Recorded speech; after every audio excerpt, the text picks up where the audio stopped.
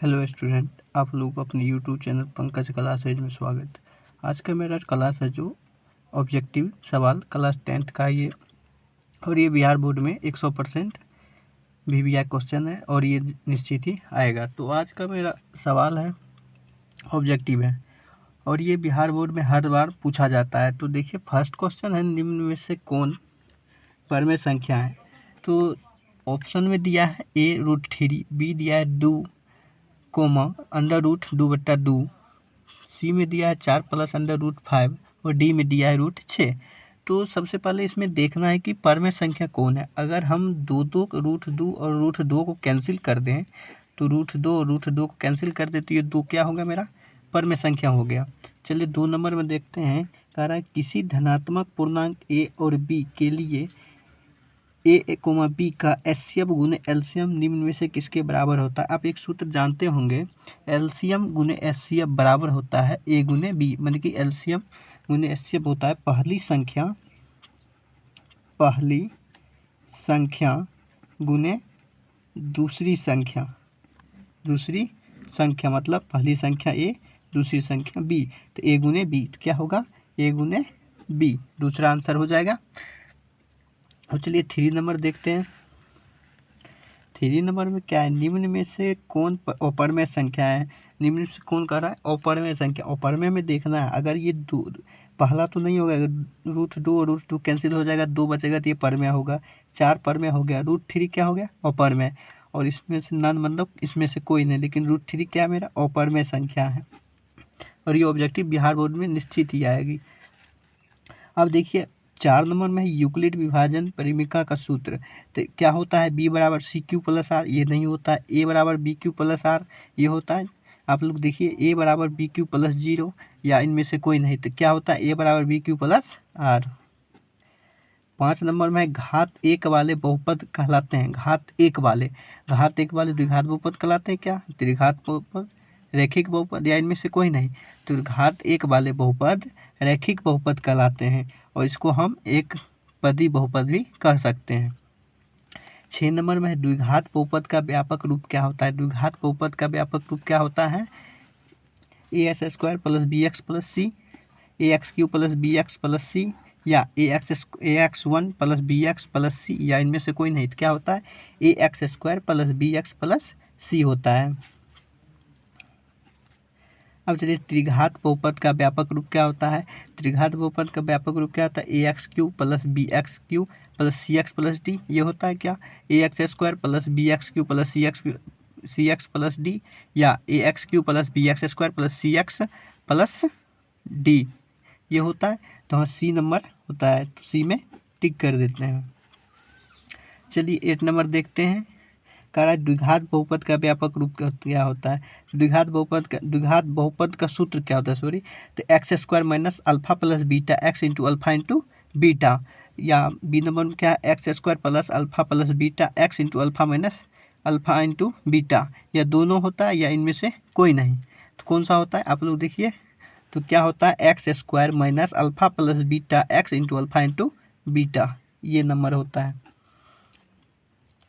अब देखिए 9 नंबर में क्या है, यदि sin a = 3/4 तो cos a का मान ज्ञात करें। तो sin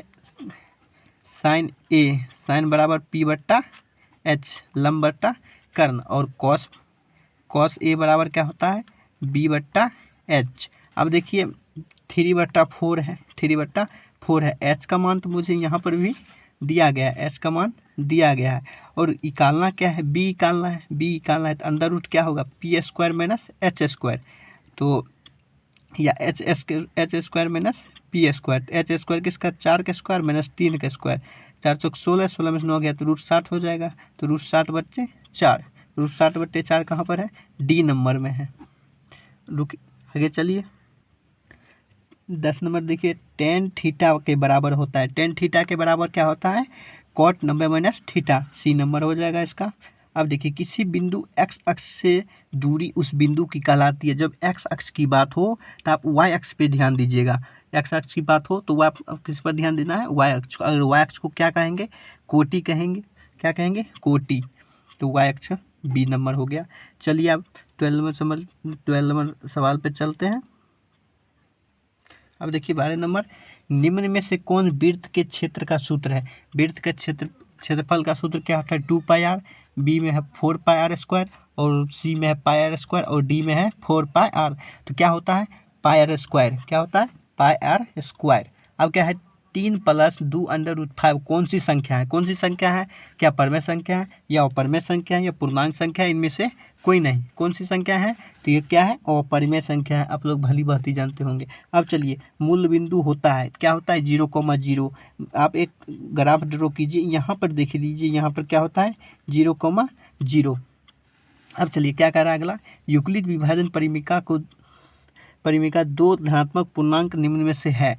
क्या कह रहा है? निम्न में से है। तो यूक्लिड की जब बात आ जाएगी तो वहाँ पर एक ही चीज़ याद आना चाहिए, सिर्फ SCF यानी कि मौसौ। ठीक है, चलिए क्या कह रहा है, 2 वृत्त के क्षेत्रफल का अनुपात 4:1 है तो उनकी त्रिज्या का अनुपात क्या होगा?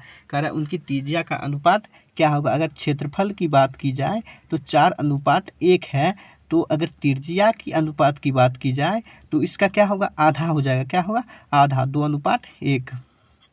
कहाँ पर है 2:1? सी नंबर में है 2:1। अब चलिए 17 नंबर में है, यदि tan थीटा बराबर √3 तो थीटा का मान क्या होगा? tan थीटा बराबर √3।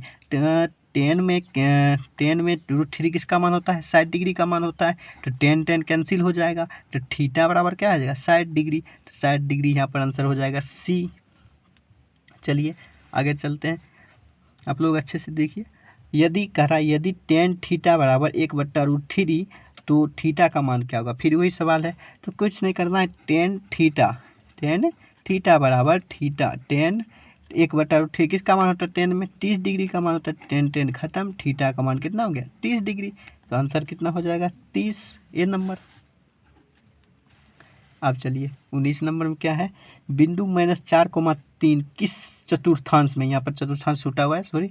तो इस किस चतुर्थांश में है देख लीजिए, first quadrant, second quadrant, third quadrant और ये क्या होगा? Fourth quadrant.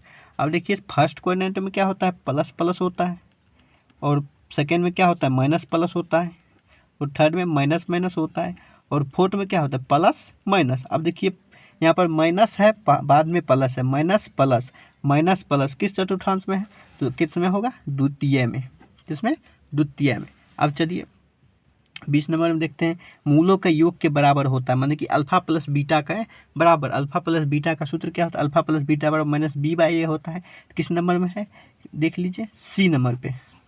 अब चलिए 21 नंबर में है क्या, मूलों का गुणनफल होता है। मूलों का गुणनफल अल्फा इंटू बीटा बराबर क्या होता है? c/a। अब देखिए, और अगर आप लोगों को वीडियो अच्छी लगी तो प्लीज़ लाइक कीजिएगा, और चैनल पर नए हैं तो प्लीज़ चैनल को सब्सक्राइब कीजिएगा, और मिलेंगे नेक्स्ट वीडियो में। तब तक के लिए जय हिंद।